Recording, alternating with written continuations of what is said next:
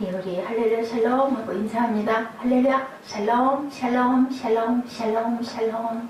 하나님 사랑합니다. 여러분 주 안에서 사랑합니다. 오늘 예, 시편 111편이죠. 전심으로 야훼께 감사하리로다.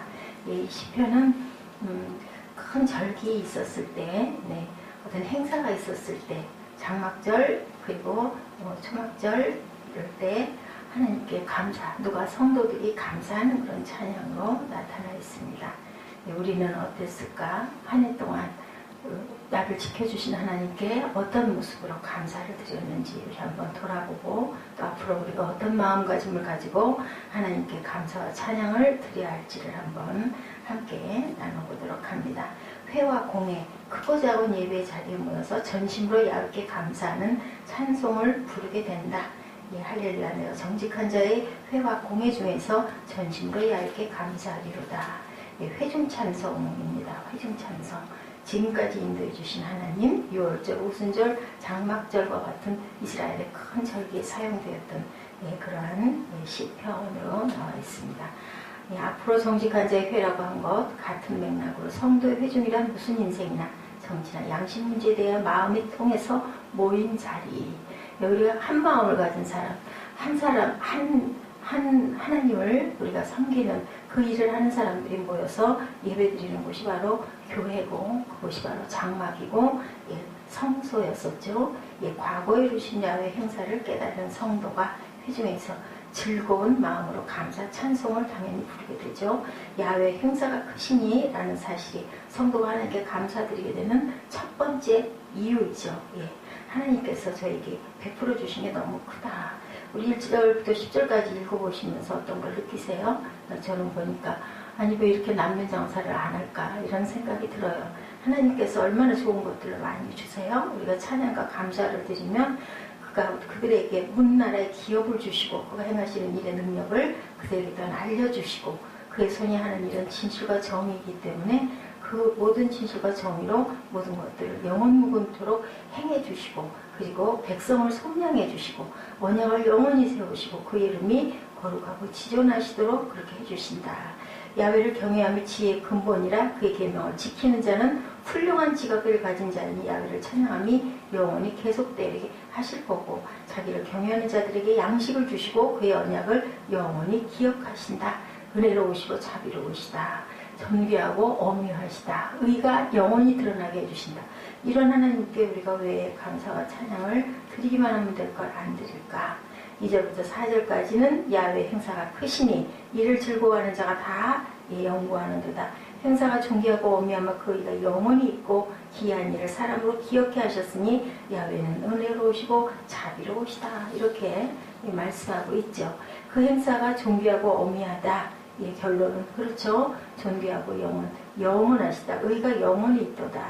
그 결과 성도의 입술에는 야훼는 은혜롭고 자비로우시다라는 거. 우리에게 그런 은혜를 주셨는데 당연히 우리가 사람에게 뭔가 귀한 고마운 선물을 줘도 얼마나 감사해요.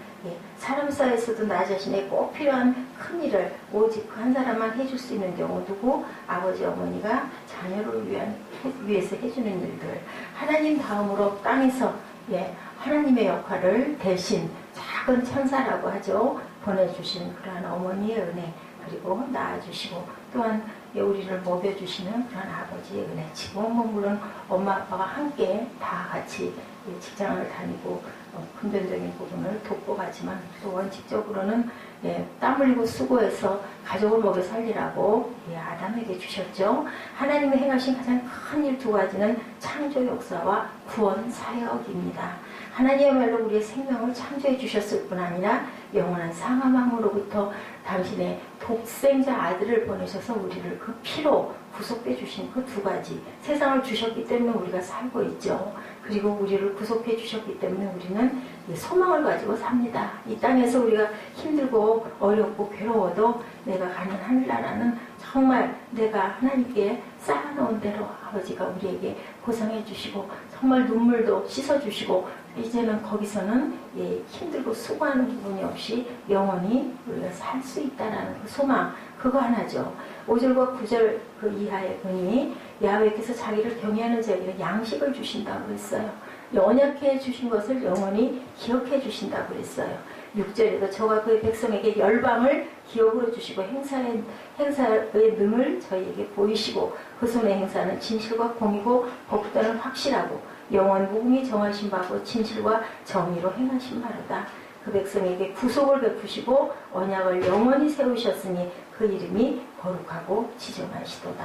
감사에 대한 중요한 세 가지 원리, 내가 정직한 자의 회의와 공회 중에서 전심으로 야훼에게 감사할 때, 공회 앞에서 모든 사람 앞에서 감사를 드러낼 때, 그리고 또한 입만이 아니라 마음에서부터 불어나오는 감사를 할 때 하나님께 감사하다고 항상 우리가 말할 때 우리 스승, 우리 부모, 그죠? 감사하다고 얘기할 때 참 좋아하시잖아요. 그러니까 말하는 게 돈 드는 게 아닌데, 예, 특히나 우리나라 사람들 지금은 뭐 그렇게까지 그렇지는 않지만 참 그런 말을 하는 걸 쑥스러워하고 힘들어해요. 근데 우리는 예, 생사화복을 주장하시는 하나님 앞에 항상 감사와 찬양을 드릴 줄 알아야 돼요.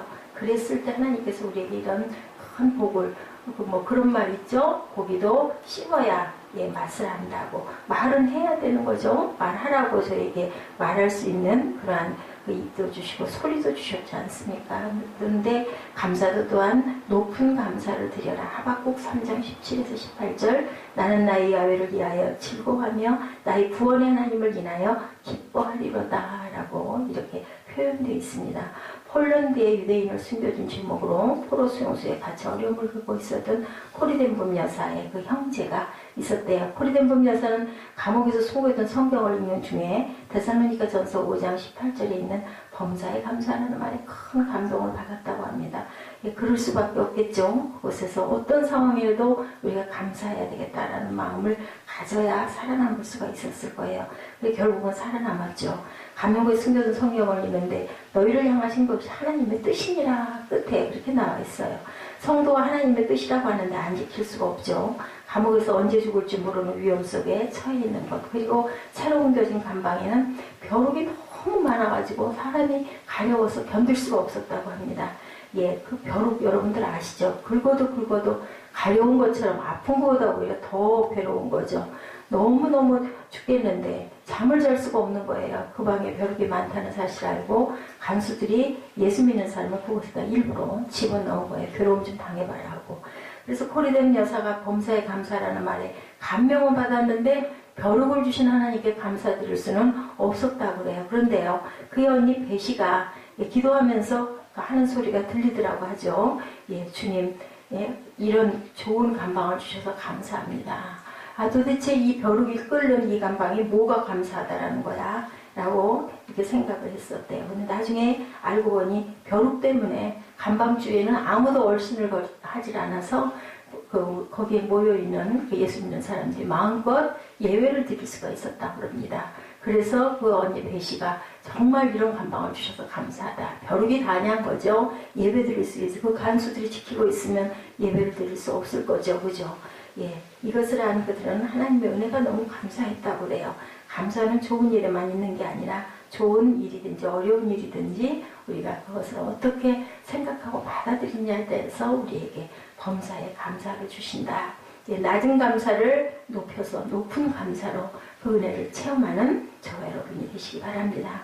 감사하는 자에게 나타나는 변화가 있죠. 감사의 말을 자주 하면 그 사람에게 세 가지 놀라운 변화가 일어나는데 내 생이 예, 행복해지죠. 복되지죠. 내 삶의 의미가 또한 새로워집니다. 내 인격이 높이 성숙됩니다. 감사한 만큼 우리 마음이 더욱더 기쁘죠. 그래서 행복한 마음이 들고 감사한 만큼 우리의 마음이 기쁨이 넘치고 살맛이 납니다. 존 밀러는 사람이 얼마나 행복한가는 그의 감사의 깊이에 달려있다. 톨스토이는 감사하는 사람은 젊어진다고 했어요. 마르틴 루터는 마귀의 세계에만 감사가 없다라고 했습니다. 그러니 우리가 사단의 세계에 들지 않으려면 어떻게 해야 될까요? 열심히 감사해야 되겠죠. 예, 그리고 죄와 악은, 그죠? 하나님의 자녀하고는 상관이 없는 거라고 우리가 어저께 함께 말씀을 깊이 묵상했습니다. 예, 지금 어려운 형편인데 어떻게 우리가 죄를 지을 수가 있을까? 죄는 감사하지 못하는 사람이 짓는 것이기 때문에 우리가 절대로 죄를 져서는 안 된다. 다윗은 한평생 감사하며 살기로 마음을 정했죠. 우리도 감사하는 마음을 정하고 어떤 상황이라도 감사거리를 찾으면 그죠? 발가락이 달랑달랑 떨어지던 할머니가 이만큼 다치게 해주시고 오른다리 안 다치게 해주시고 다리가 아니라 발등만 이렇게 하게 해주시고 그리고 내가 그래도 일상을 할 수 있어서 예, 그 자녀들에게 큰 폐를 끼치지 않게 해주신 게 감사하다라고 했던 그 감사의 병이 걸렸었다고 그랬어요. 그런 것처럼 우리가 그런 마음을 가져야 되겠죠. 일본의 그 대선조자 가가와시는 인생에 미치는 무에서 출발한 것이니 감사할 수밖에 없다라고 그렇게 고백했다고 그래요. 성 프란시스는 나에게 죽음을 주신 하나님께 감사한다. 주시는 애를 생각하면 전심으로 감사하고 사는 저와 여러분들이 되셔야 되겠죠. 감사가 헌신과 충성으로 넘쳐나시기를 주님의 이름으로 축복합니다. 기도하시겠습니다.